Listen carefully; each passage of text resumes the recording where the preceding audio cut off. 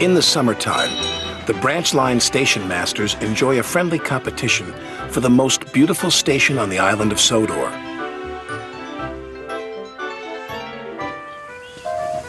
The engines love to help too. One evening, Sir Topham Hatt came to the sheds. "I want Percy to collect some flower bushes for Lower Tidmouth Station," he said. "They're at Maithwaite." "Maithwaite?" Percy said.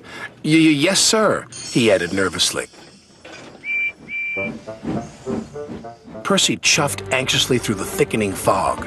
He doesn't like traveling to Maithwaite at night.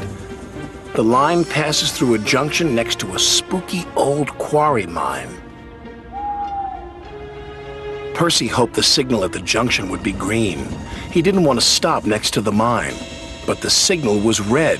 He had to stop.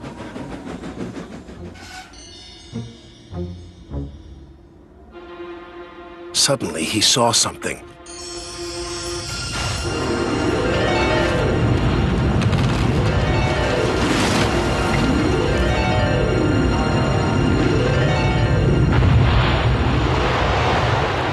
"Bouncing buffers!" cried Percy. His driver hadn't seen the old chimney sink into the ground. The signal changed. Percy was so scared, he steamed away as fast as he could. The next day, Percy was telling Donald and Douglas about the disappearing chimney. "It's the naughty gnomes," teased Donald. "We fat men with big feet, they make strange things happen," said Douglas. "It's legend. They steal your wheels and filch your funnels." Percy didn't want to believe them, but he wasn't sure. Sir Topham Hatt was waiting for Percy at Dry All Station. "I want you to collect some freight cars from the abandoned mine," he said. Yes, sir," Percy answered, but he really didn't want to go there again.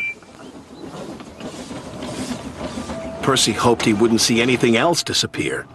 He slipped into the sidings and buffered up to the freight cars. "Spooky," stammered Percy. Suddenly, another building at the old mine sank into the ground.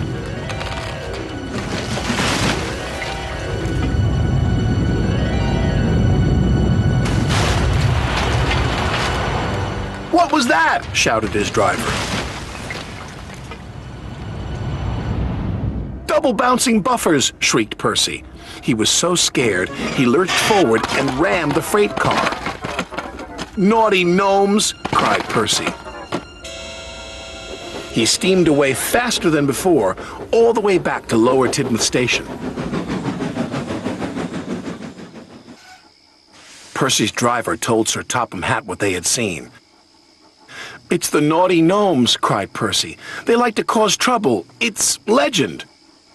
"Nonsense," said Sir Topham Hatt. "The old buildings are collapsing into empty mine shafts, that's all." "But I saw the gnomes," protested Percy. "Of course you did," said Sir Topham Hatt.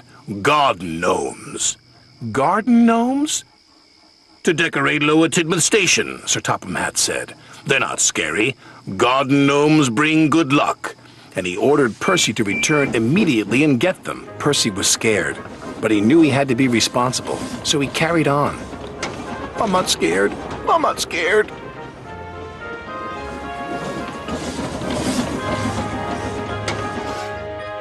He waited for something else spooky to happen, but it didn't.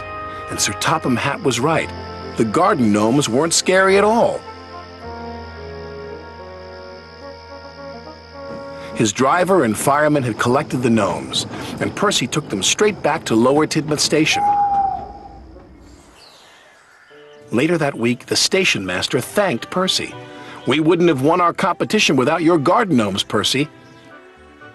Percy was very proud. "You were right, sir. Naughty gnomes can be lucky after all."